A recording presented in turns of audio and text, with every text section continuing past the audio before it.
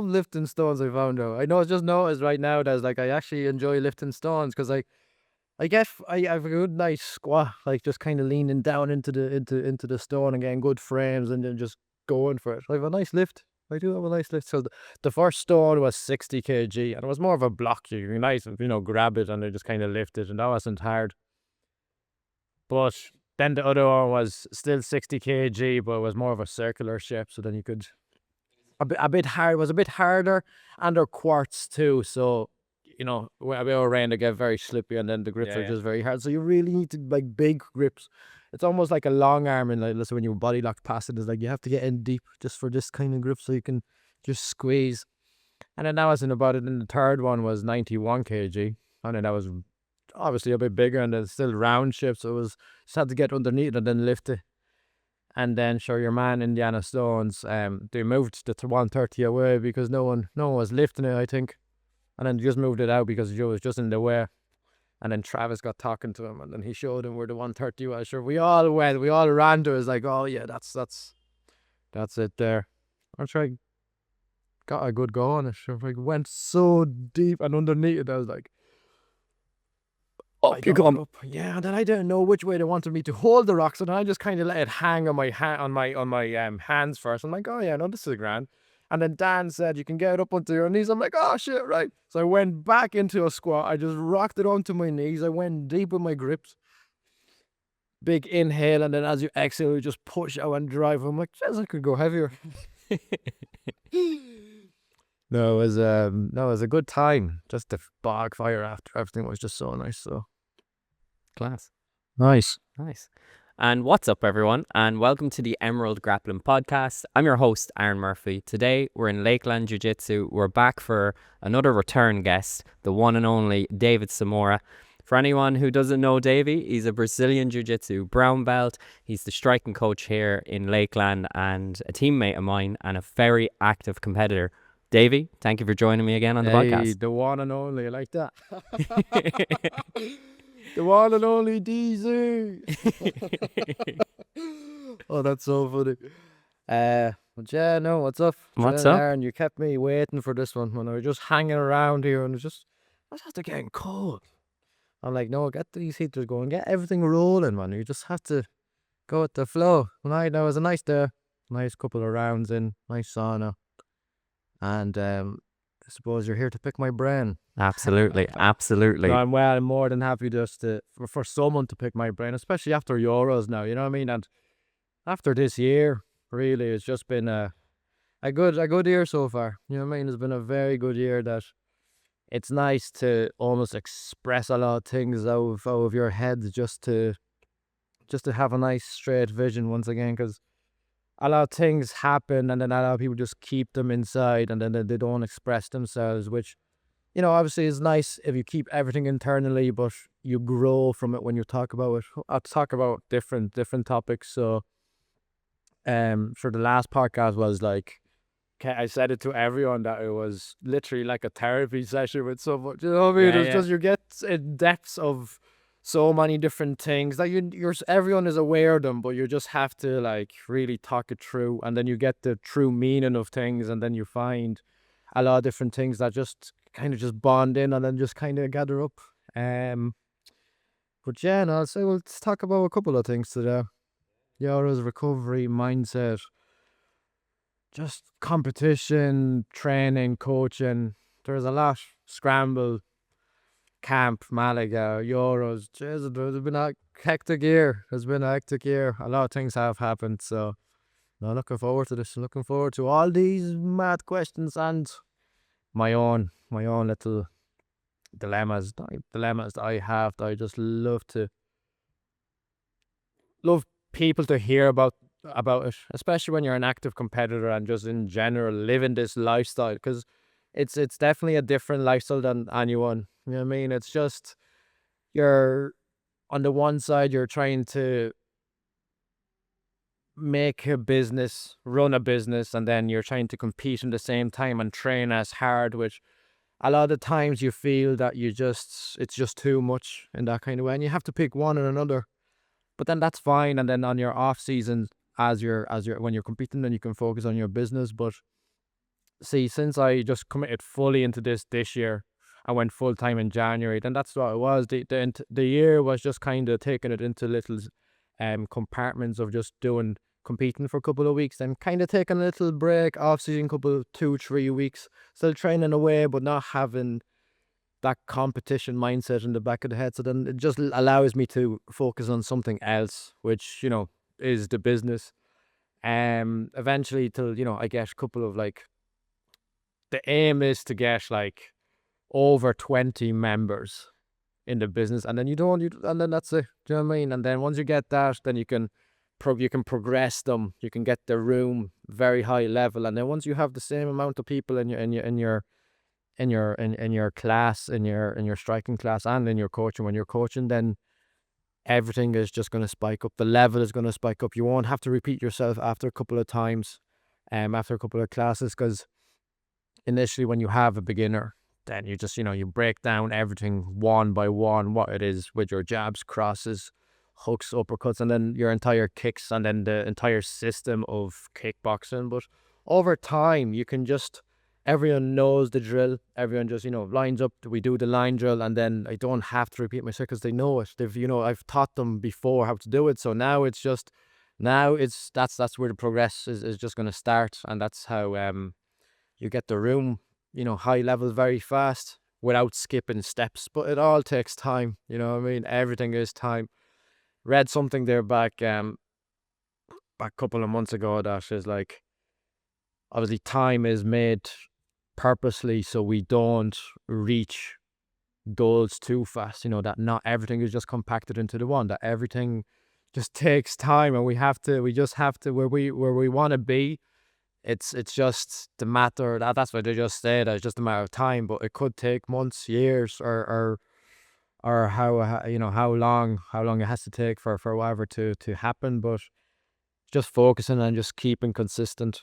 And I'll say we'll definitely touch on that later on. But it's just really, when it comes to training and progressing, it's the biggest thing is just staying consistent. You know what I mean? It's that's another thing. You know what I mean? When you're starting off,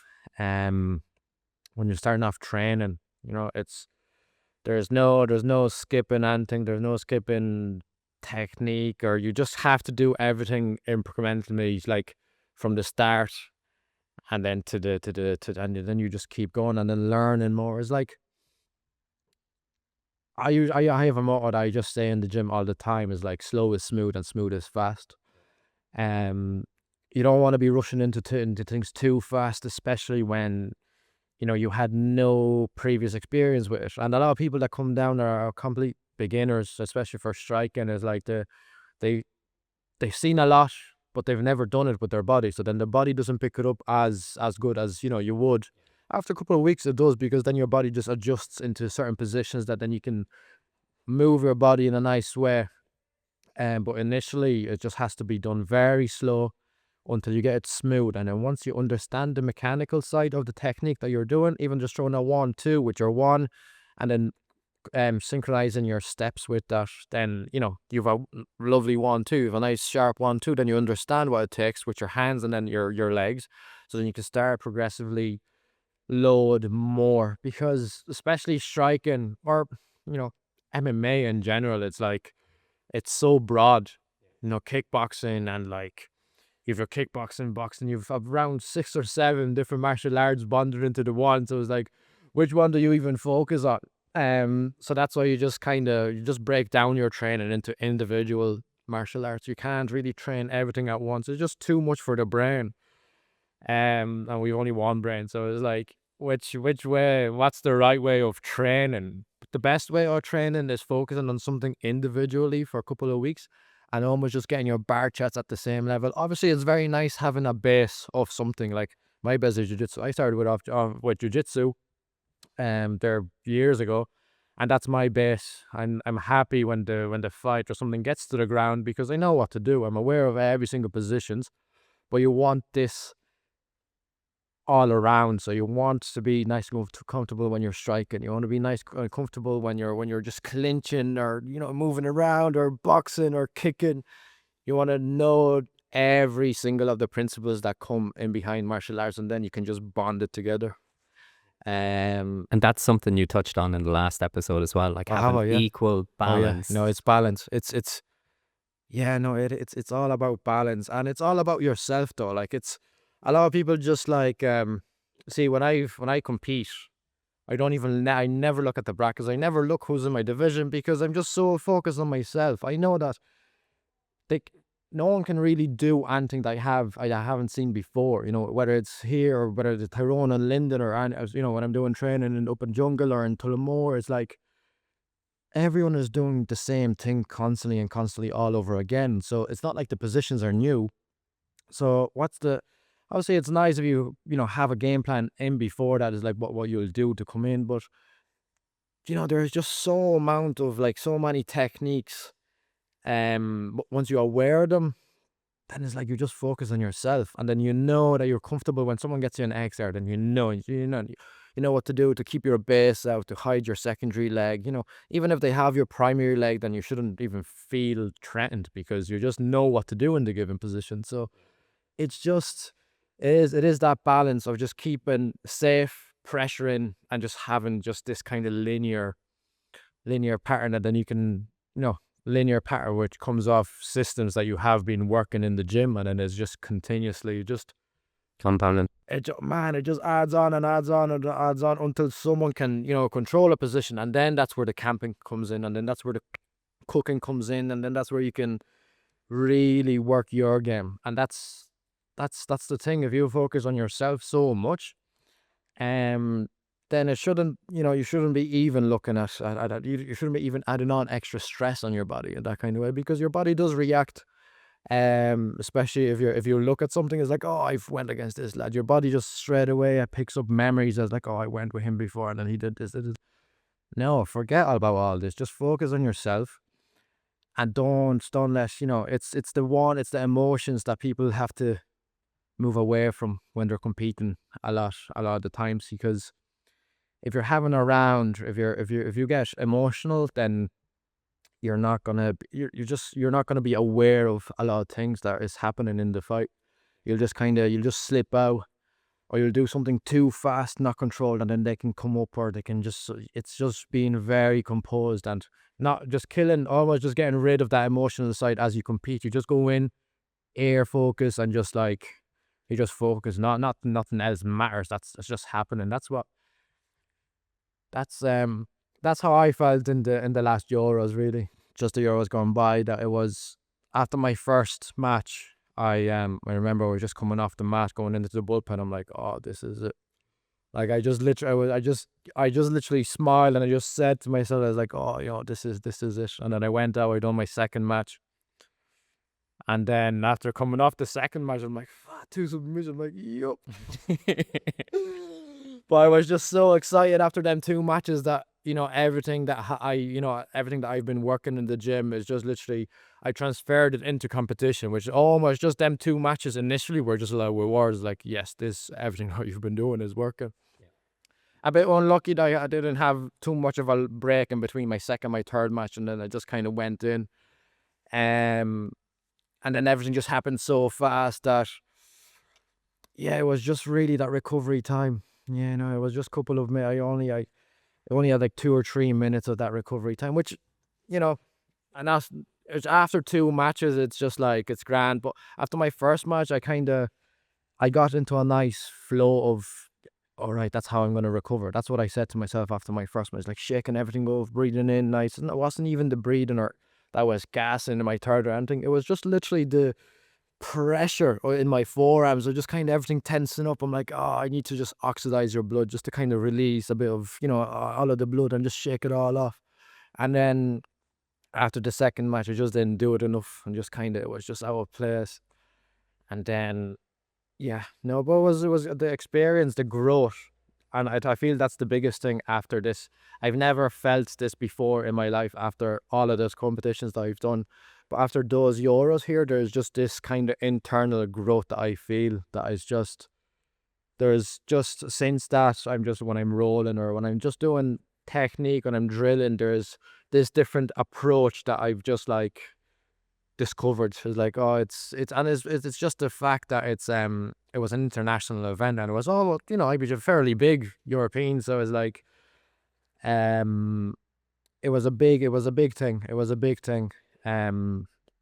So just the growth from it is a bit different than, you know, from a local competition. It's just a bit. Just the growth was just no, it's something else. I just feel I have a lot of things to just throw out of me, because it's just the growth itself from it, and just the training and the prep for it, and just this camp in Malaga, and oh man, So much to touch on. So much to touch like on. where do you even start? Well, I know where I want to start, so Go I'm for going to it. pull this conversation. Go for it. So in the previous episode, just before we finished up, you said that you wanted to be as active as possible within the next 12 months. So I sat down, and I think I was mentioning this to you earlier, and I was like, okay, let's see how active Davey was. So since our last episode, this is how your competition success has gone. You've had quad gold at the Galway International Open at purple belt. You got a gold and silver at the Dublin International at purple belt. You got double gold at the Grappling Industries at purple and then NoGi Advanced. You got a gold medal in the Grapple City Galway.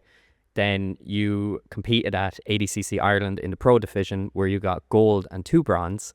You got promoted to brown belt. And then recently you competed at the IBJJF NoGi Euros going 2-1. Yeah. So a very active year Damn. of competition. Damn, no, I like it. I like it. I like it. Damn, no, I'm actually fairly active. Yeah. But that's, as you know, that's just the way you have to do it when you want to make it.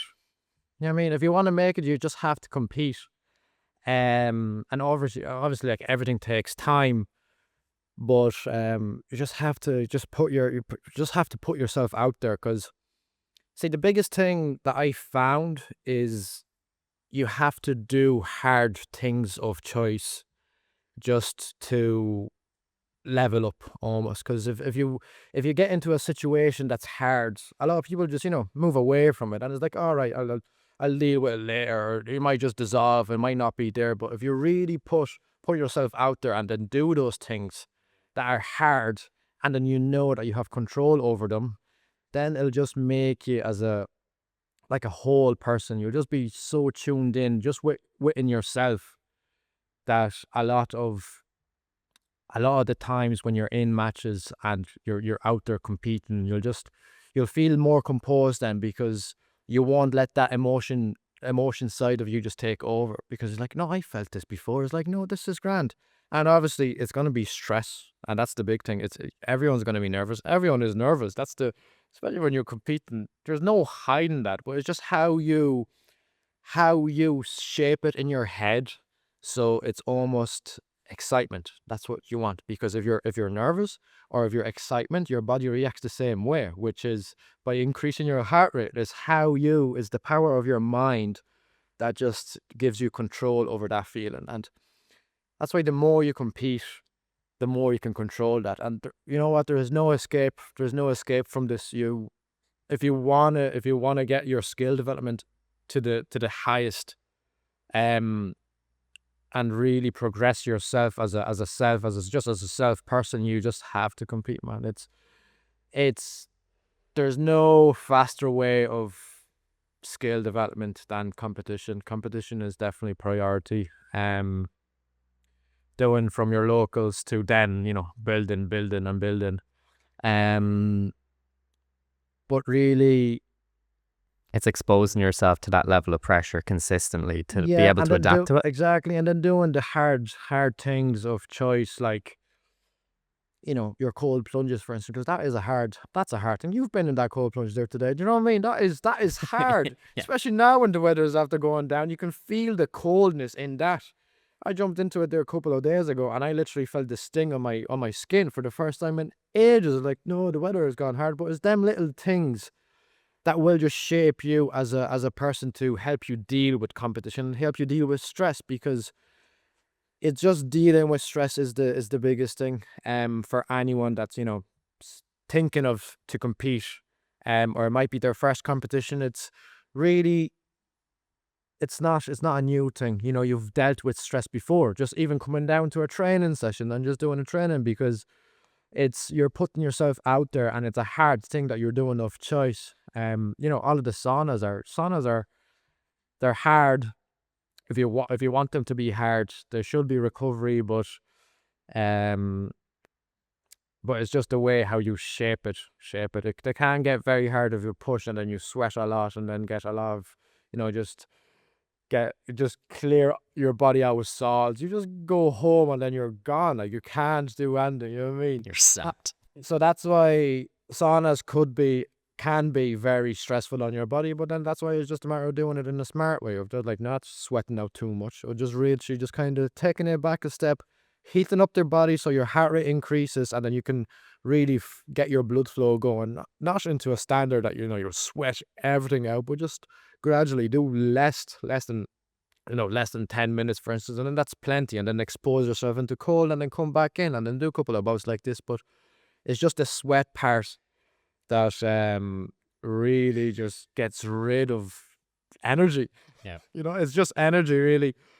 Because like your brain is made of 70% of water, so just imagine that. We're not too back, or we've a couple of sauna hats, so you just get wool onto your head, so it just protects you a bit. But besides that, saunas are like, I've been doing saunas for years now. You know what I mean? This sauna out here, this is money, man. This is just like the best thing that could happen to this gym, literally, because it's just so good for recovery.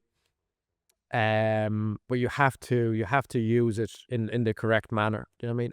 Everything is good, but you just have to use it in the right manner, or in the right time, because you know, that's just coming back to technique and jiu-jitsu and stuff. Is like, everything is good, there's no right or wrong, but you just have to use everything appropriate to its given time. You know what I mean? You're not going to do an anaconda escape when someone's darsing you, because you're just going to get darsed. You know what I mean? You have to stay switched on constantly, and just be aware of so many different things. So another type of training that I have been doing, just to kind of stay more focused in a given time, in a specific moment, is just juggling. Do you know what I mean? Juggling is the best thing for awareness. For instance, tree balls, and then you can, once you get the base of like tree balls, then you can start adding more tricks, and then you juggling with one hand, and then just moving. But it's just your eye coordination, it just constantly moves, and then it gets you into this kind of state that you're just so dialed in and focused in on this given moment. So obviously, when you're going out and, you know, on a mat, and you're going out to compete, you want to be in the moment as much as possible. You don't want anything to affect your performance here right now. So that's just, you know, some type of training that you do to kind of get yourself zoned in and just be focused. Because when the match comes in, then you'll know that you're just like, you're switched on. You're just like, you're there. You're like that. And that's what happened when I done the 76 Pro ADCC, the very first one, when I won it out against Alexander O'Sullivan. I remember them 4 matches, and then Ryan McDermott in my third, my second Shane Carmody, and then your man from Concroct MMA, Gerald, that's what's it, Gerald McDonough too, isn't it?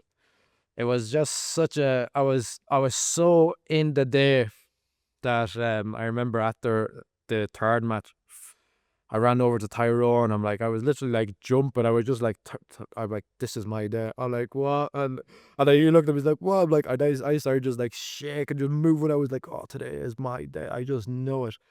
And then since that, I know when this kind of feeling pops into my body, into my head, it is my day. It's going to be my day. I just know it, especially when you're so deep in the Division 2. And then this feeling of like dopamine and just happiness and just being grateful for everything, just when that kicks in, then you're like, everything's aligned. The universe is giving me this.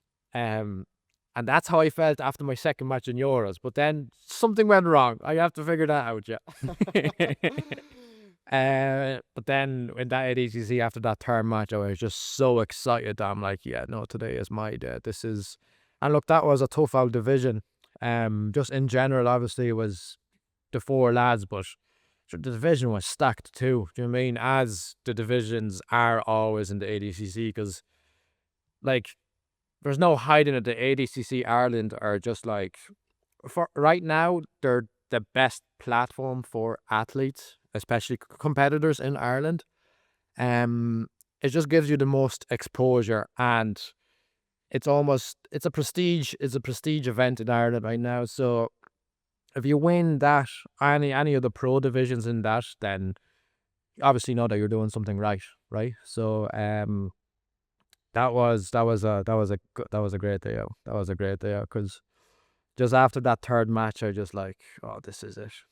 And then going into, and that's another one, because no, going into the fourth match, I knew I'm in the final, and then there was who was it? It was your man from Compound, that went against Alexander O'Sullivan, and then I'm like, oh, if it's gonna be myself and Alexander in the final, because I've been just like I've there was a show that Kieran was running. Obviously, they did the show, the EFC that they're doing. They were back in before that, months in before that even happened. And then they were looking for grapplers to just jump onto the show, and then just to obviously do a little invitational. And then I asked Kieran if I could get a match, and they're like, yeah, no, grand, 100%. Do you have anyone in mind? And then I did say Alexander O'Sullivan, so I'm like, no, I'd like to get a match with Alexander, actually. And that was like months and months prior, when the final even happened. And then when I knew that it's gonna be myself and Alexander in the final, that just kind of like, wow, no, I'm just after manifesting this in the ADCC final. It's like, what? Which, yeah, no, I just obviously think that Alexander is he's a great fighter, you know what I mean? And that's what we want. Is just, we want exposure with the best athletes, you know what I mean? I just want to go against the best, because you're just progressed as much as as ever. It's win or learn. It's never win or lose, you know what I mean? It's win or learn. No matter if you win or learn or lose, then it's always like, just win or learn. You if you win, have your happy out. You'll be out celebrating and drinking and so on, or having the feast. That's what I do. I usually just go for a feast after, get a bit of Ben and Jerry's and just go feed out. Yeah, ADCC Ireland seems to be drawn in like the top competition, whether it's like from Ireland, the UK. We've seen people flying in from the US as well, yeah. which is phenomenal, because it's exposing you to so many different people. No, 100%. Especially that the lads from the US and other, in general, from England and more around the Europe, Poland, and so on, they've done it before. Do you know what I mean? They've done it before, and they've been competing at the ADCC events, and they done trials and stuff. So it really is getting used to that route set first, because it's nice and it's fast, and it's just like, that's the best ADCC route set. Is just the best route set that's out there. Do you know what I mean? Because it's like 3 trees, and then it can be there's a lot of stalling warnings, and just, they do want you just to move and move and move and move. And then when points kick in, then, then you're doing your thing. But it's just getting them events, them smaller events like this. That's the prep for, your trials or your international comps then after, because you do get a lot of people, you just get plenty of like good brown belts, black belts in your divisions. That it's like, because literally that division, that 76 division, that there is like, that was stacked with brown and black belts. The bracket was huge. So looking at my bracket, my side of the bracket wasn't easy. You know what I mean? Them 4 matches I had were hard enough. You know what I mean? Shane Carmody in my second match, which, Shane is well known, around that. Look, it wasn't an easy bout. It was good because he just went onto a leg. Then I defended the heel, the straight ankle lock. Then he went for an outside heel hook. I remember to have to roll, and like I had to roll like 2 or 3 times to defend it. And after I got a bit of weight on it, then he passed my leg over to 50-50. And then I was watching. I've been drilling a system from 50-50 to a knee bar off that straight away. So that just clicked in straight away. Do you know what I mean? So it's like, that just shows how much drilling or awareness is just important in them kind of situations, because that's a very high stressful situation that you're in. Is almost like you're in 50-50. It's like, oh, you can get inside heel hook, but once you know what you're doing, and I'm like, oh no, I know this, you know what I mean? It's like that position is so hard, that if you put yourself there of choice, then you can just drill it and then just feel it out, because it's not any different if someone else does it to you in competition. It's not any different like if Lyndon done it to me. Do you know what I mean? So if I can defend Lyndon's, I can definitely defend someone else's in the gym or in competition, because when Lyndon goes on your legs, then it's just like you just have to like be sharp, because he's just ready. But that's what you want. That's what we need. That's what we need to progress and then just feel it. Because when I felt it, I went deep on I just went scoop grip, and I just made that rotation on his leg, and I just felt that the knee bar was there. I'm like, oh, Jesus, I think I have this. And I was so deep on the leg that I'm like, oh yeah, no, this is on. And then sure, the third match was like, it was just like a staying safe from 50-50. You know what I mean? It was just staying safe from 50-50, controlling the bottom hand, which then led into a 50-50 dart, which, you know, Sar stroke. dars stroke. Yeah. I would like, and that's one of these things that after you're so aware of the position, and once you know that you're safe, then you can just experiment in it. While when you're in it, in a high stressful situation, you know what I mean? It's like, then I would literally just, once I got my reverse collar tight, and I just felt I could pull him in and then lock it up. And then sure, from that, it was never like I just felt that I could finish it in the time. I'm like, whoa, this is a dart from 50-50. But I had him pulled in so much that I just felt that even if he caught my heel, I just would have been safe, because he didn't have that pull back. He didn't have that rotation that he could just finish. It was just so pulled in and curled in that it's like, no way I'm finishing that. And then the final, which Alexander O'Sullivan, which I have manifested for the past couple of months prior to that. So, see, for me, this was like, right now, looking back at this just looking back at this now, is like, this was all planned. It's like it's the universe or something just had it staged for me. It's like, you wanted that match and you got it in the biggest event in Ireland. So it's like, whoa, Jesus, now you just go out there and do your thing. So like, whoa, Jesus, yeah. So then after that, I have been manifesting a lot, just kind of feeling it out and just really saying it to myself internally. And then when it comes to the fight week or the week of comp, then you're just like soaked with all of this manifestation, or you're just soaked up with all of this energy, and you're just so dialed in and focused in that it definitely helps you to perform better. That's what I notice a lot, that when you manifest, when you get to the stage, to the mat on the day, you perform about like 10 times better, man. That's the feeling that I've been getting so far when I compete. And this is all just through, it's all through being aware of every single position in competition. You just know that everything just starts off standing, and then you go in wrestling, or they pull guard, then it's grand, but you still know what they're looking for on bottom and top. So once you're aware of the grips that they need, you can just shut them down, and it's better off. You can shut a lot of people down from top and then prevent them of entering in on your legs, and then camp and cook them a bit, that they'll just feel this grinding pressure, and they'll just like over time just, open up a bit, and they'll just soften up a bit, and then you can start passing your guard. You can start passing their guard and then getting into options. Then things are just opening up a bit, because if you chased, there's no chasing. You just have to be so composed and just like so dialed in into a given technique that The pathways.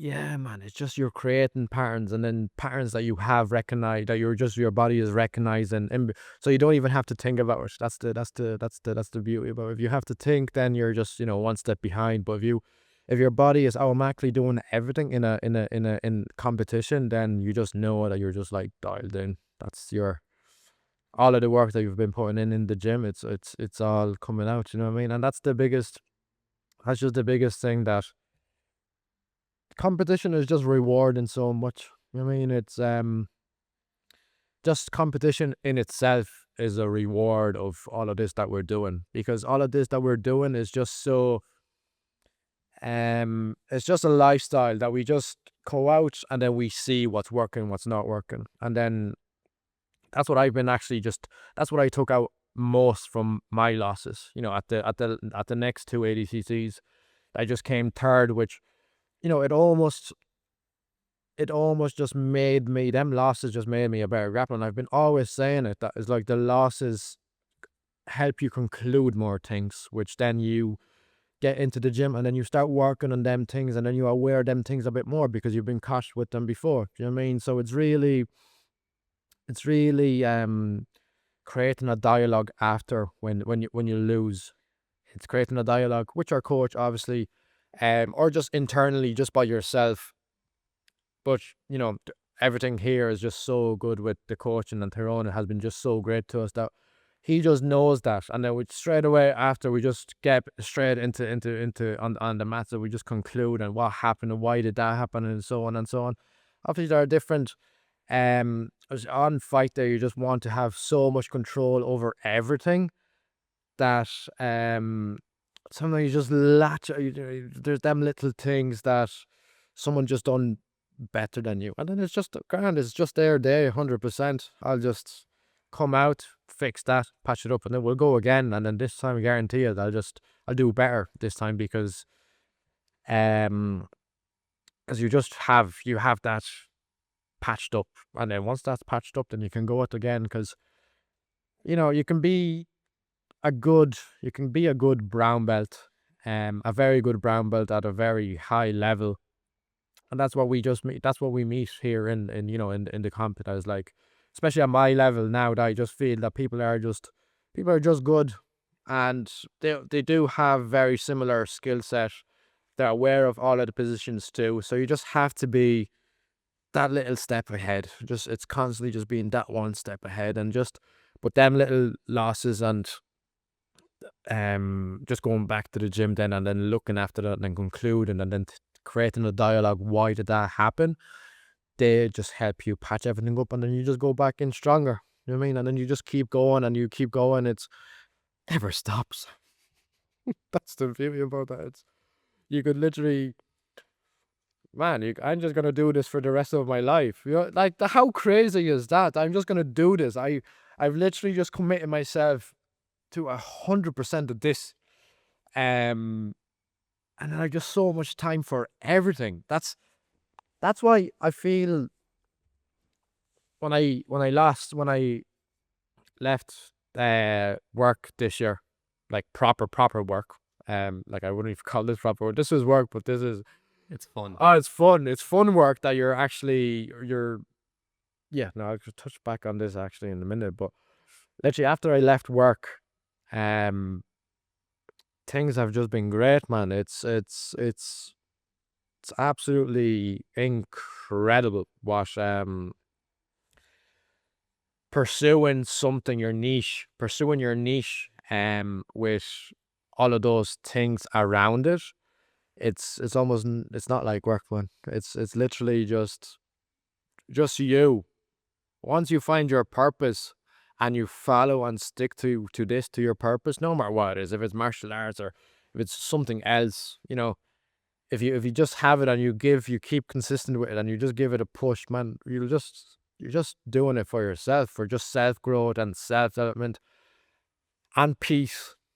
I think peace is the biggest thing. I've never felt so much peace in my life as I do this year, because there isn't that workload on me that I just like, I don't feel drained anymore. You know what I mean? It's just that kind of no external pressures. No, exactly. And I'm like internally peaceful with myself. So then that almost just helps me when I do go out, because I know I don't have anything in the back of my head that's like, no, it's just this.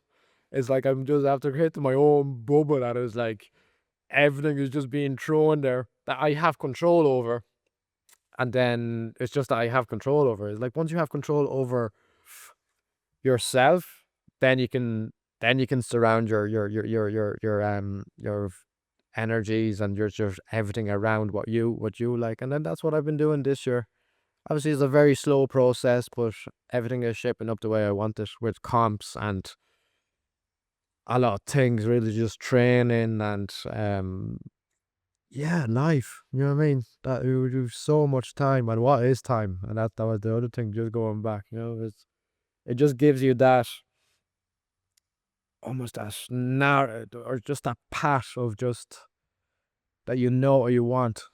Clarity. Oh, clarity, man. That's what it is. It just gives you that clarity. It's like cleansing. That's what it is. You just feel cleansed because you don't feel them external pressures, and it's just you don't have anything buzzing or bugging you. You can just flow with it, and then once you stick to all of this, everything will shape out. And that's the joys of this. Yeah. No, give me another question there, Darren. Go on. The confidence. Go for it. So now you're a full-time athlete, fully committed to this. I'm curious, what is some of your daily non-negotiables, whether it comes to training, recovery, supplements? What is something that you know every day you have to do this? There's no option. Definitely talk about the supplement part first, because I think it's very important for athletes to understand how to take care of their bodies. Because obviously the training that we're doing, even off camp, like I'm coming here twice a day, even off camp training is twice a day. So I have to be, on top of everything. Or as if I start lacking on stuff, then it's you can feel that you've less energy as the week goes on and as the trainings go on. So priority are your carbs. Like, carbs are literally at the high end of your food pyramid, and then obviously you have your magnesium biglycinate and so on, and your omegas like in your second layer. But priority is carbs, man, because all what we burning, all the food that we're burning in training, we need it to be loaded with carbs just to have that energy. You know what I mean? For ATPs, for adenosine triphosphate, to break that down and then create another phosphates to speed up what you're doing, and then just to break it down. And then it's just a process of that it just never ends. Carbs are a lot of things when it comes to supplements. And then obviously you have your different magnesiums and so on. But recovery is recovery is fairly broad. All depends on your low days and your high days. If you have a very high day, that's another thing. If you have a very high day full of intensity in your training, you wouldn't go out to the sauna and then do a sauna bout. You know what I mean? Because then that's just another external factor on your body that has that just produces stress hormones. You don't need that. You're literally after your training session, you're better off going home then, literally, and then fueling your body in that way. Just fueling up with food, with good food, that then you'll know that you'll be fresh for next day, because that's what it is after. That's what I noticed a lot, that like after 2 training sessions, and then let's say when it comes to a Thursday, you don't even want to go for a sauna. You just feel like you just need food just to fuel everything back up and then go again. Because if you go in for a sauna after, let's say, a whole week, let's say you're 10 sessions in the bag, and then you're going into the sauna, it's upon, as we said, just another stress factor into the body, unless you're aware of this. Because once you're aware of this, then you can play the sauna in your own advantage. You don't have to do 20-minute bounce. You could really just go in 7-10 minutes, get the heart rate going, get the blood pumping all around your body, just to help you with the physical side. Because jiu-jitsu, striking, it has an impact on your body and how you feel the next day. Because, man, I think I'm just sore for the past 4 years, and I'm just like, I can't get rid of this soreness. It's like, what is going on? When do my body... And that's what it is, using the saunas and then the cold plunges. Like, you help your body to recover. Because everyone had days of just like waking up first thing in the morning and they just can't move from like the aches in my neck and all this. So you just have to push that recovery side, especially when you're, full time at it. You know what I mean? And I'd say a lot of people are full time, but just they still have to break that kind of iceberg, just kind of just pushing it into like full time. They might still have some kind of part time work that they're doing on the side, but if you're fully committed to this, it's nice not having anything external that will just kind of take away from this, because just that's just your purpose then. But that's supplements, and then obviously you're using your recovery, but non-negotiables, obviously training. You know what I mean? You just have to train. I can't imagine what I would do if I what would my week look like without training, man? I just wouldn't know. I wouldn't know what to do with myself. I think this is just me, and this is just so part of my life right now that I just have no other option. It just has to be done, no matter if you're tired or not. You can always have your low days, man. You know what I mean? You just don't have to push every single time, and that's I think that's what really differs a pro athlete than an elite athlete. Is the elite athlete knowing when to push themselves and then when to kind of step back a bit. It's like, actually, you do have your coach on the side too that will just tell you to push back, but it's this internal knowledge of knowing when to go hard, when to go low, because if you have that knowledge, then you know when to go for the push and when to step back, or when what is what. So once you have that, then you know that you're elite. If you have, if you're constantly pushing and pushing and pushing, it's grand. Everyone can do it. Everyone can really push their bodies into a lot of things, especially when you're a fighter. Or fighters have just different mentality than regular people, that they will just go and push and never accept a position that they don't want. So they will push, no matter if they're tired or not, they'll just constantly go for it. But sometimes it's just like, oh no, accept the position. Like, oh, let it feel out. You know what I mean? Just pull back a tiny bit, not go 100% every single time, and just stay nice and relaxed, because you have another week, tomorrow's in there. We have a day tomorrow. Then it's just constantly just goes on and on. So that's why I really feel differs a pro athlete and an elite athlete, and that's why I like to call myself as an elite athlete, because that's what I do. I don't do anything else outside of this. So once I'm fully committed to something, I'd like to call myself elite. Especially just look at the rower. Like, I'm only the freaking 0.1 of a second away from breaking the world record on a 100-meter sprint. So it's like,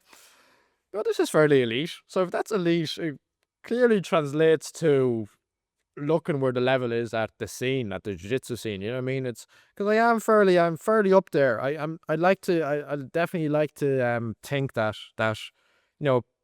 some people are out there like, oh no, this lad is there. He's still out there doing his thing, and then I get to, like, when I go out there and compete, and I really get to show it. And being an elite in a sport is I think has been always something that I wanted to do from a very young age. I knew I'm going to be, well, I said pro back then, but now I think I want to be elite at this, because it just gives you that purpose. You just want to chase self-growth. You just want to get better every single time, and then over time, as you get better, you have this knowledge that that you can pass on to your students then. And then once you see your students progressing, then it's like you just look back, it's like you just get to shake your head as like, oh yeah, no, I made this happen. So once you have it internally, then I feel everything just becomes more of a happy place. You know what I mean? Because you just surround your people, and people almost want to be around you, because you're just so positive, and you just have so much knowledge about just this, but just in everything, external, internal, focusing on things that you have control over. That's if you think that you don't have control over a thing, just get rid of it. You don't want that to be bugging you all the time. Just kind of get rid of any certain stress in your body, in your life, and not let it affect you. You know what I mean? That's a big thing. That's because then you can work on that. You have a lot of things that will help you get rid of stress. And then, as we said earlier, hard things of choice is just all the way, because that's just the best way of just building that. Be a good relationship with stress. It is. Well, it is. Yeah. No. Yeah. Exactly. I think that's what it is. It's just building a good relationship with stress, so you know that it's there, but you know how to control it, and it won't affect your emotions in a specific time, especially when you're on the mat. Because, as I said before, you don't want that happening. If you have the emotion side taken over when you're rolling or when you're a competitive round, you know you've lost, because that's not you taking over. That's something in your body is like, oh, I want to do it. No, you just have to be so tuned in and so relaxed that you have to get rid of that side of you and just control it a bit more. Yeah, throws on another one. Yo, I'm Shelly. That's my wife. Remember, I don't know who done that post on Instagram, which remember I was wearing a suit like if I was getting married, right? And it was a scramble suit, right? So your man, Daniel, that I've met in Spain, he got onto me. He was like, I don't recall having a scramble suit.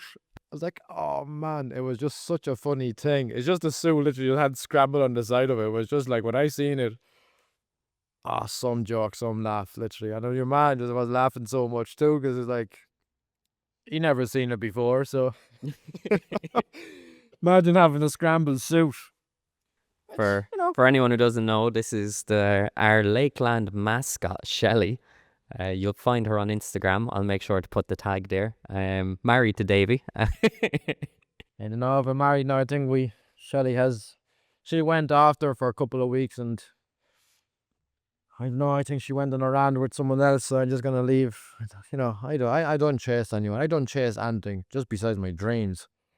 When it comes to Shelley or any women, really, I don't like.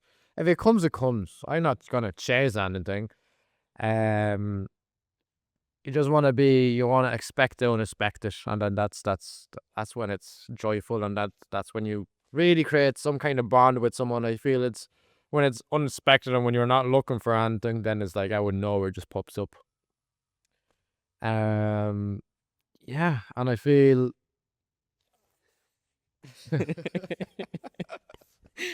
This podcast is taking a strange turn, folks. I feel when it comes to Shelley, I think we're just gonna close the chapter and just move on. Yeah. So anyway, back to the rower, and back to the rower.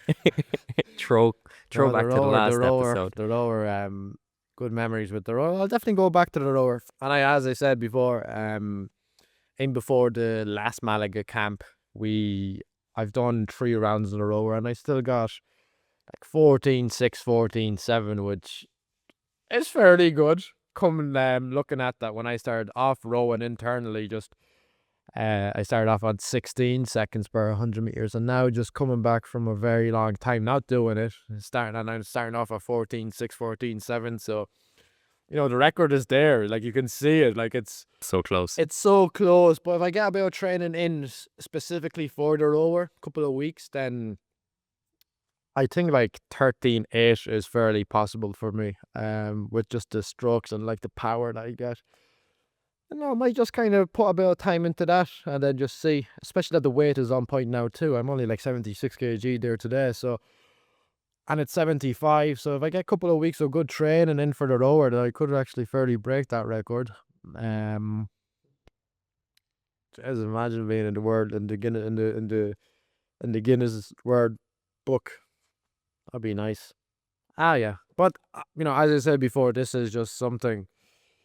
This is just there. That's a side quest. As a side quest, really. I don't really be thinking I don't really pass any heat on that really. I just really don't even focus on that. But it's there. It's there. It's nice to just kind of, well, it'd be nice just to tick it off. It's like, oh no, I've done it. Just even for myself, for the future. It's like, oh no, I've done it. Even though that, maybe not that it's not recorded or we didn't submit for the record, but just internally you'll know that you've done it, and then you can share it as like, oh yeah, no, I have a bit of experience in that. But yeah, just closing, Shelley. Don't say I want her sitting beside me. No, Goodbye, Shelley. no, we're closed off, Shelley. I don't want anything to do with you anymore. So Perfect. So that leads nicely into my next question, go for which it doesn't. You mentioned a few times about the Scramble camps. So since our last episode, you've been sponsored by Scrambled. Yeah. Scramble, sorry, not Scrambled. And you've been to 2 of the training camps in Malaga. Yes. Can you talk us through what those camps were like and your main takeaways from them?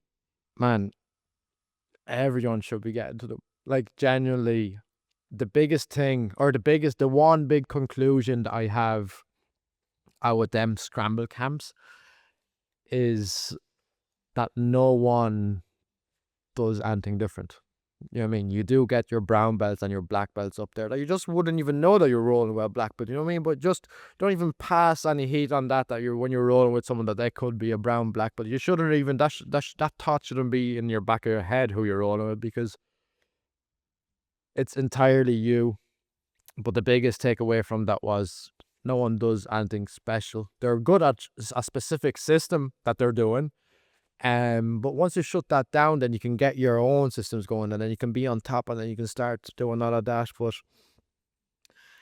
especially the last Scramble camp has definitely, like, it brought my confidence way up.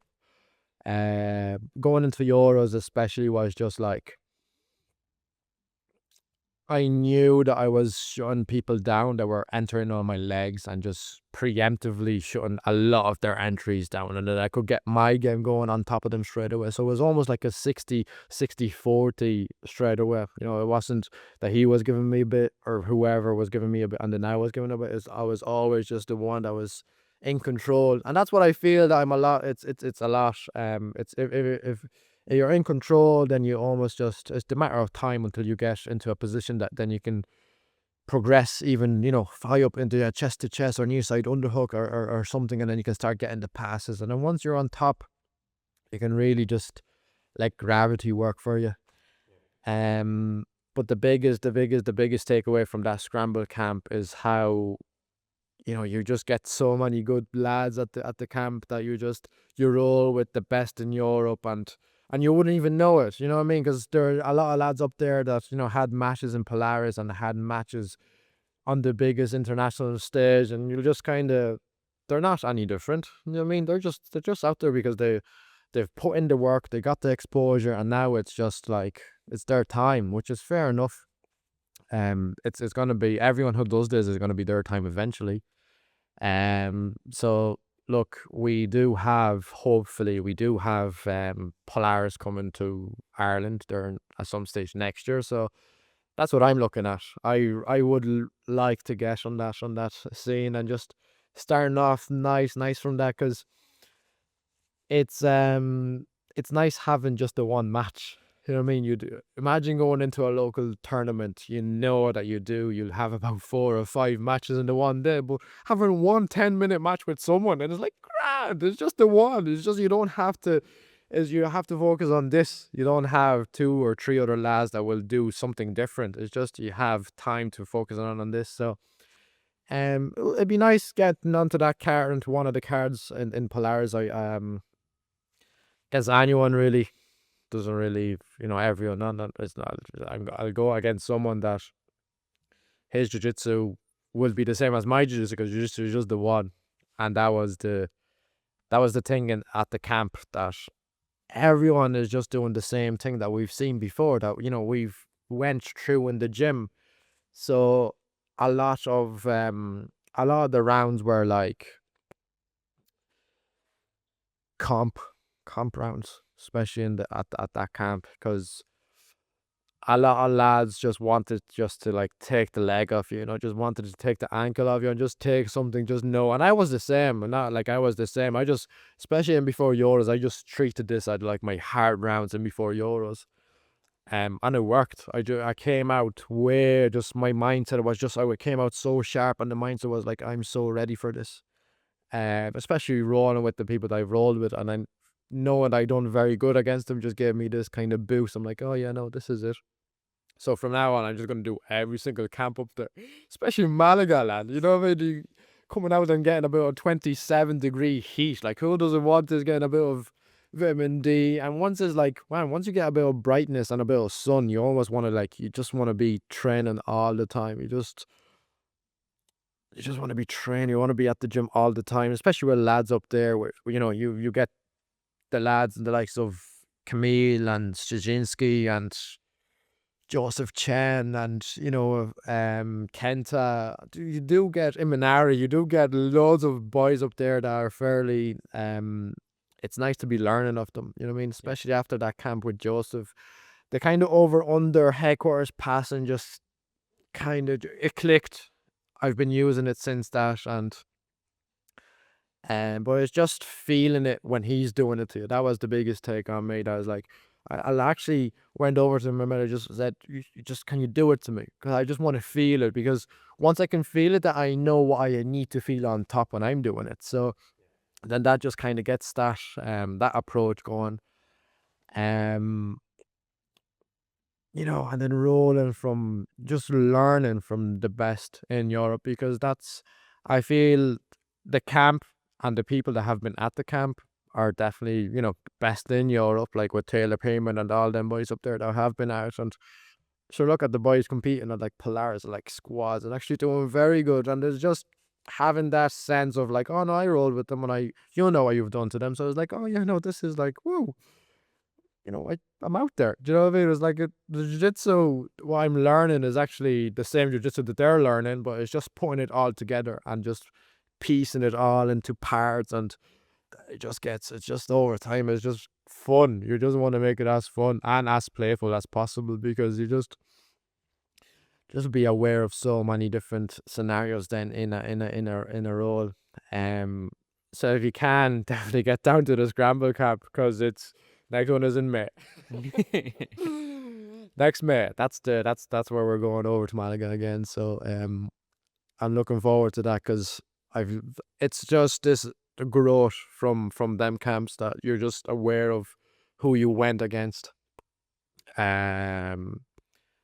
Obviously on the second last day of that camp, of the latest camp that we've done, I remember seeing this lad with 2 big cauliflower ears on him and a ranked rash guard with different sponsors. I'm like, oh, this fella'd be good.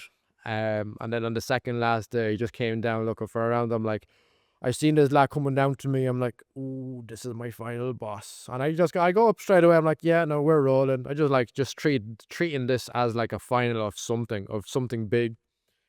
And then sure, that's the round, off we go, and then we start rolling. And then it wasn't as bad as I thought it's gonna be, looking at someone's, appearance. And it's like, oh, you just see him around rolling, but you see him around, you see, seeing him going through different people that, were good, and he was good. I'm like, oh, this fella is good. And he was about my weight too. I'm like, whoa, that'll be a good round if I go against him. And then he came down to me finally.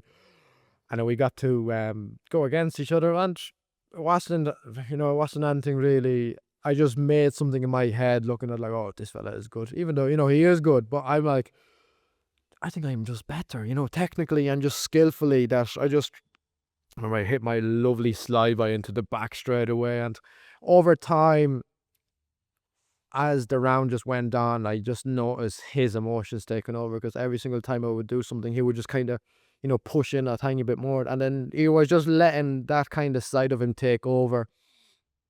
I was just fairly like on top of him and just composed. And because once you're composed, then you can really see what the next step is going to be. Once you can see the next step, then you can preemptively control that, or counter it, or just take control of the situation, and then progress into a better position. But yeah, no, sure, your man, look, it was good. But everyone at the camp is good. So no matter who you go against, is you'll know that the standard of the role is just going to be so good. And that's the last takeaway from the camp. That is just the standard of the camp is always so good.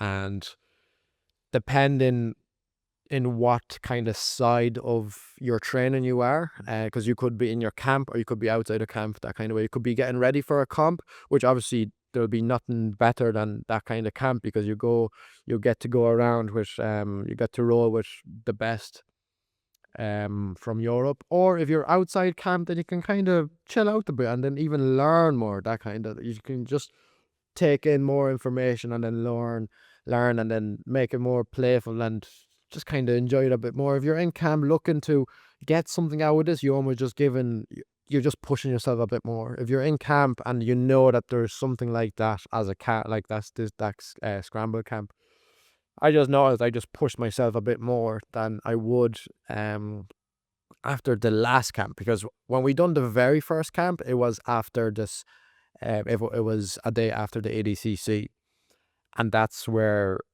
I got the sponsorship out of Scramble, because I was absolutely delighted with that.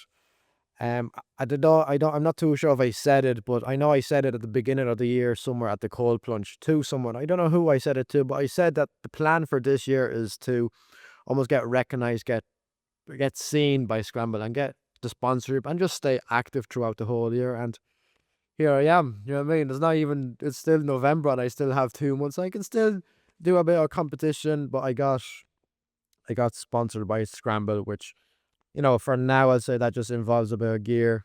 And then after you start winning a bit, more international, more comps internationally, then they'll kind of just upgrade your sponsorship, if that makes sense, you know what I mean? Because what Scramble just wants, I feel, is their athletes to be as active as possible, just to, obviously for their exposure, but just athletes' exposure. That's what we need, is just a platform of competition, just a platform that we can compete on, that will obviously bring us exposure. You know what I mean? That's what an athlete wants, is to be exposed into onto the stage. That's where the big matches come in. So it has to be done whether you like it or not. Doing a bit of media and a bit of like your Instagram and your post and everything is just very important, especially that if you have the ability to do it, then just go for it and then just do it. So I'm very grateful for the Scramble sponsorship, and I've met so many great people through Scramble and at the camp. You know what I mean? You've met plenty of people that are in the same boat, that are just that are sponsored, or that are just loving training, and then and that are just they're just there, and obviously having a good relationship with Peter from Jungle. That's another thing, because the gym up there and the standard of rounds up there are very good too. So that's another gym that I've been doing a bit of training up there too. So whenever I can get down, it does. The 6 a.m. comp class is savage, but I do find it very hard just to get up prior to that couple hours, and then the drive up, it almost, the sleep, it almost like it takes away from your recovery. You know what I mean? Especially waking up a bit earlier than you would, and then driving up, and then being up at 6. You're not the same, and then that could have an effect on you for the rest of the week almost, or for the next 2 or 3 days. So sleep is definitely like when it comes back to recovery a bit, sleep is definitely up there. You know what I mean? You need solid sleep, but trying to do everything, recover and then sleep well, it just takes a habit. You just have to be fine-tuning it. Exactly. Once you feel that you're tired and you're home and you're fed, you should just go to sleep. You should take away all of your distractions and putting away the blue light, because you don't need your brain to be constantly wired. You're gonna take all of that away and just go sleep, especially that you're training in the morning, so you just have to do it. If you stay up on your phone and just constantly being wired, blue light is just it just takes it out of your eyes, and it just takes it out of your brain. That if you're constantly, you should just go to sleep and just rest. Genuinely, you should just go sleep Prioritize and it. rest. You're just better off. Yeah, exactly. It's just how you prioritize your. But obviously, different people prioritize different things. I would definitely prioritize my recovery, which your sleep definitely is involved in your recovery, and that comes in with eating good, sleeping, recovering well, and it's just all part of a routine that I'm just in right now. I just literally genuinely feel I'm just in a very good place and a very good routine that just from now on, from this place, it can just get better. It can't really go down anymore. So obviously I'm very safe and I'm very blessed with staying away from injuries, and just touch wood, hopefully it'll be never there. But I'm doing a lot of prehab too, just a lot of different things to kind of prevent injuries and not letting anything happen. Obviously, coming back to the final boss at the Scramble camp, he did arm drag me, and then he went back body lock, and then I went in for a knee bar, and then as we rolled, there was just this uncontrolled weight that just kind of concaved my body, and I did injure my rib a bit, but wasn't anything big. There was just a bit. Couldn't sleep that day, but definitely wasn't anything big. Just a little fracture. Be grand. It'd be grand. 12 days till Euros would be grand. But no, there was. I got scared a bit. I kicked him off. Almost, I just threw him off me. It continued. I think I took his back then after, and then the buzzer went off. But just going back to the apartment there after, I just kind of felt a bit iffy about this. I'm like, oh, Jesus, that could be something more. But then that's where you get separated between your pro and then your elite, is just knowing you have to take a step back. Then after, it's like you have to put in a bit of work into this now to not let that affect your performance in your Euros, because that was the aim. So I just knew I could strip down a bit. I'm after doing all of their hard rounds, so I don't have to go hard anymore. I just have to look after the body, and then I just played on top since after when that happened, and sure, it all healed up. Basically 95% in before Euros, so then that was great. And it did not affect my performance at all, so I was happy out with that. But yeah, no, that Scramble camp, as I was saying, grateful for everything, for Peter, for almost just having the ability to just go down into any of the classes that I want. You know what I mean? There's Peter's so open that he'll just let you come down whenever you want, and it's just a cross training. That's definitely another point to touch on. It's just cross training is just the best thing that can happen for an athlete. Yeah. It almost just senses out the competition style of rounds. Obviously, you go to someone else's gym, and then they'll want to win that round. You'll want to win that round. So it just creates this battle of jiu-jitsu, and then this is the closest it gets to a competition round when you do go out there and compete. So cross training is definitely very beneficial for all the athletes. And it will expose you to more styles as well, because you get so comfortable rolling with everyone in the gym that you're like, okay, Aaron's going to pull you hard. He's going to try and do something to your ankle or go in on a leg. Whereas if you go to another gym, you know that okay, I've never met this person before. How is this roll going to go? No, exactly. That's it. But they have, it's the exposure to someone else's style, because you just don't know when you're in comp, then you just don't know what style your man is going to take. You might wrestle you, but then after that wrestling, once he feels your grip, it's like, oh, I might pull guard. You know what I mean? It happened a lot of times. It's like people just feel the grips and just the knowledge of wrestling. It's like, oh no, I'll sit down and just see how this goes.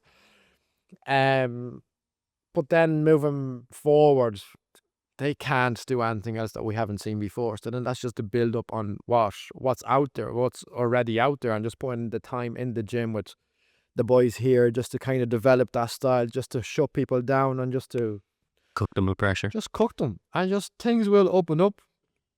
So yeah, no, that's that. Cross training is definitely very, very important for athletes. It just gives you a lot of insight what a competition looks like. I mean, especially when someone hasn't competed before, that's what it feels like. Going over to a different gym is basically how it feels like in competition, and then doing it more and more and more, just gets you used to it. You know what I mean? Gets to you're used to this setting. You're used to this stress that you've done before, but now you can translate it into excitement, and then you're just like, oh, I've done this before. You don't have to panic. You can be just so much in the moment, and It's so much better. oh yeah, no, it's so much better.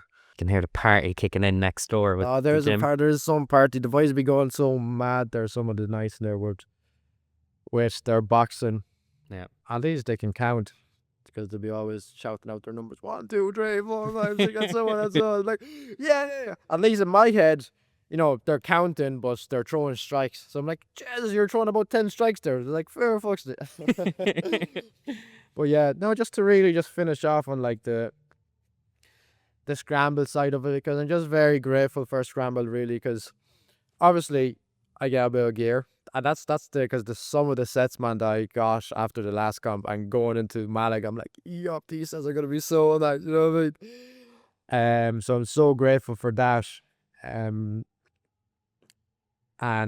just generally just for, you know, for the lads being out there and just almost showing me exposing me to this kind of world of people and world of, yeah, no, just the world of people, of this new kind of, just this new community that's out there with Scramble. I remember the very first camp when we went to Malaga.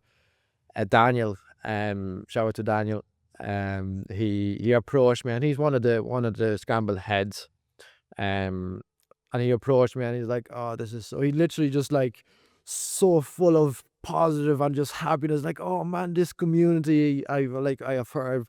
I've been talking to Matt about you and so on." I was like, "I know Peter well," and it's like so, and it just exposed me to this positive environment now that it's so nice. And he just introduced himself and introduced all of the lads that are up there. I was like, "Oh, I'm Daniel," and he said that's mad, and so on and so on. And then from that, it's the community up there the Scramble has is very nice. The people that are in Scramble are just so like they're so friendly, they're so like uptaken, and they do all of them camps and what they're doing for athletes to kind of get involved and just to get better.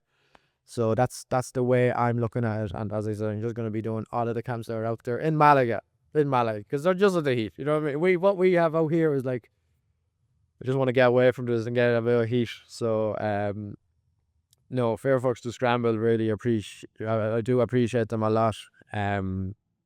Because it's just the start, really. You know what I mean? It's just the beginning of my era, really, and something that I can create. And if they can help me to create what I want, what my goals, help me in my goals, then I'll help them out, really, in some way. Or just really wearing their gear and just showing that, look, this Scramble has helped me a lot. So I'm just going to expose them as much as I can and just help them out. And, you know, they're doing that to me. So it's just going to be vice versa. So, no, that's that. I'll make sure to put a link in the description below for them. Yeah, so. for Scramble. I've no code yet, but yup, Scramble. So, Davey, we're nearing the end of the episode of the podcast, and I just have one question I would like to know, because I'm a nosy person. Go for it. But from your opinion, what is one aspect of jiu-jitsu that you feel that too many people, whether it's hobbyists like myself or competitors, are currently neglecting? Whether it's not prioritizing strength and conditioning. Yeah, no, I don't think it's any of this, really. What the community of the aspects that is that are not prioritizing athletes. See, I hope that athletes that are, you know, from different gyms and at the same level as me, I hope that that's what, you know, that they're thinking the same what I'm thinking, you know, in the mindset wise and competition. Because at least once you're going through all of that, you're tuned in, you know what you want. But something that something that people neglect, I think, really just prioritizing your, like, formulating your training shaped around you, knowing when you have high days, knowing when you have low days, knowing how to recover properly. I generally do feel that them kind of aspects, your body, you get to figure out as time goes on, and how you train and how you drill, and then how you compete. I feel if a lot of people went and done competitions a lot, it just kind of it would open up their head a bit more, just to kind of know which way to get their structure their training. Because once you have a bit of structure in your training, then you can really progress, and you can really develop your skill then from one to another. So if really someone is only starting and they're thinking about competition, I'll just be like, yeah, you just have to do it 100%. You know what I mean? Because it's just, you will really see or cut out the bad habits, or you'll get new habits that are absolutely necessary for comp. You know, I'm really talking a lot about comp, because I think comp is just like, I think it's priority if you want to skill develop. I think if you want to get better, if you want to like self grow, competition is like how you really face your fears and how you really face everything being thrown at you. It's like, I think that's the moment that we're all training for, is just competition, because it's from that win or learn. You know what I mean? You can't go bad. It's fair play to you if you just stepped on the mats, or even the feeling of the build up to a comp the week prior. I like week off, because you can really get into your own head, and then you can really like, see, I've done it so many times now that initially, if you try to kind of hype yourself and just kind of calm yourself down, it could almost work in a negative way, in a form of, you'll be too excited for it, that then you'll just get nervous, then you'll kind of pause. But I've just done it so many times that I'm really creating a special moment for me when I go out to compete, because if it's my moment, then no one can take it away from me. I will do everything just to win, and just to get there, and just to get the you know, for the ref just to raise my hand, because there's not a better feeling, just to, you know, when your hand is getting raised, and you know all the work that has been put in for that. Especially in camp, or in the gym, and with the community of lads that are just around you. I think that's what it is. But the people that are neglecting any aspect, I think, yeah, I think it's just up to a person what they feel like, really. You know, that is a very tricky question, man, because, well, a hobbyist will just, you know, come down and then do their classes, and then over time they will learn. Can they really neglect anything? I think just listen to your coach. I genuinely think just listen to your coach, because they have the knowledge, they have what it takes. You know what I mean? Clearly they're the coach because of that, because they have experience, and once you have experience, and once you can share that knowledge, then you know it internally. That's the way I am with, let's say, when I'm teaching my classes, then I just know that I've been there before, I've performed before, I've done it before. I know that this works in competition, so then I can pass on the knowledge, and I can literally just share what I have, and then it can be passed on and on and on, literally. So I think the biggest take or aspect that anyone should do is just listen to your coach, man. Because your coach is your coach for a reason. You know what I mean? I think if you listen to your coach, it gives you that a bit. I'm not looking at it. I don't even know what I'm looking at up there. I just kind of trying to focus. I'm like, yeah. But you know, I think listening to your coach, it just really gets you the clear picture and of every single technique then, and then from that point, once you have that clear picture, then you can create your own dialogues with people when you roll or when you drill with them. Then you can take a step back, and then there's like, you can ask a question of your own. If you can throw questions on your coach as much as you can, we're just more happy to answer them, because that's what we want. I mean, we want questions. We just want problem solving, especially in a given position in jiu-jitsu, because once you create a problem solve, once you create a situation in your round, once you create a situation in your round, then you can generally just create a dialogue then after with your partner, which over time you just figure out them little patterns by yourself, and then you know it as like, all right, I can take this hand away, and then that just stops the ability to invert. It's just they're little very simple things, but to make big difference. It 100%. Once you just literally throw everything at your coach, but yeah, and then over time you'll just kind of figure it out by yourself as your skill then just goes up. Because right now, I'd love drilling with Tyrone, because we just shoot each other, and then we just we drill something for a week, and then we have so many things just to talk about that it's like it's nice because you're just creating this open dialogue about what you have to say and then what your partner has to say. And then you both can progress from that. So what a better way, you know what I mean? So definitely the biggest thing or the biggest aspect that I don't think people are neglecting, but they could definitely do better of just kind of tuning in and just almost just taking all the knowledge out, because it's out there. Especially your coach does have the knowledge, but it's just a matter of just like sitting down and just taking in all the knowledge and just soaking it all up like a sponge. Great answer. Yeah, and I feel that's the one, man, because a lot of people just have different factors and different things going on in their own lives, you know what I mean? So you can't move away from a factor sometimes. You just have to go with it.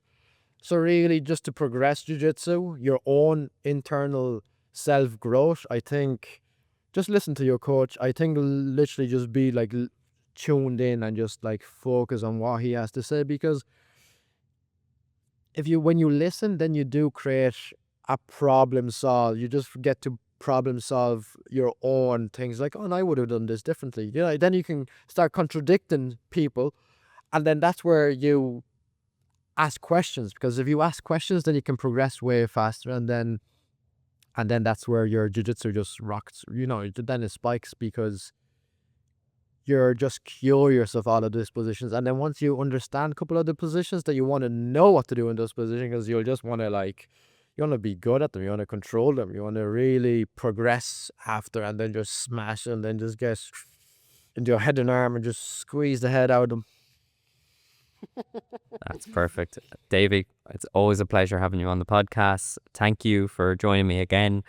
The last question I do have for you is, have you anything upcoming in the next year? Have you any goals that you want to achieve? And if anyone wants to reach you online, where is the best place to find you?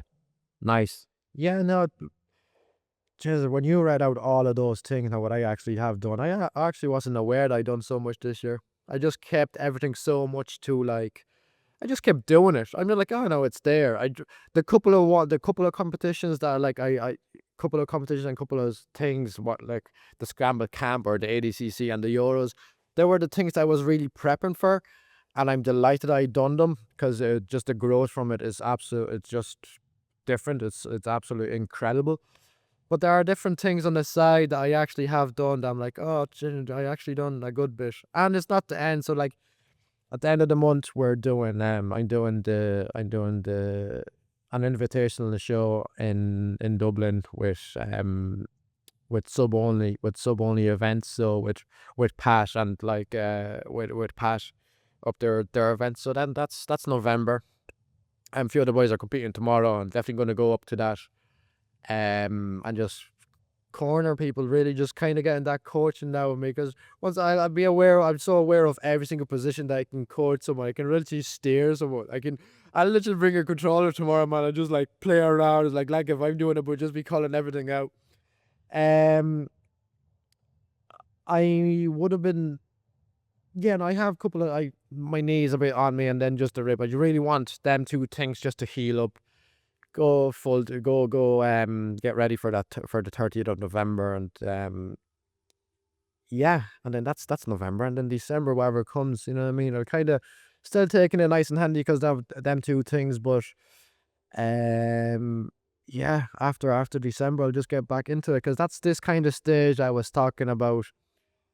You're running a business and then trying to compete in the same time. They're two contradictory subjects. So right now, I'm gonna move around the gym, try to be a coach a bit more, and then next year from January just get back into it, because I've over a month to focus on promoting the business, coaching and just kind of getting more things going like that. So once I get that out of the side, once I get that side quest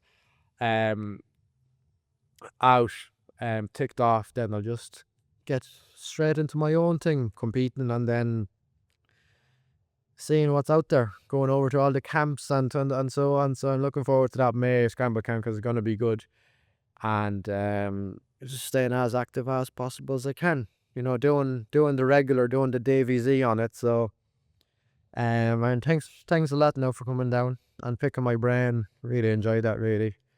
The build up to it was nice, just coming in and just doing the regular, just keeping the same.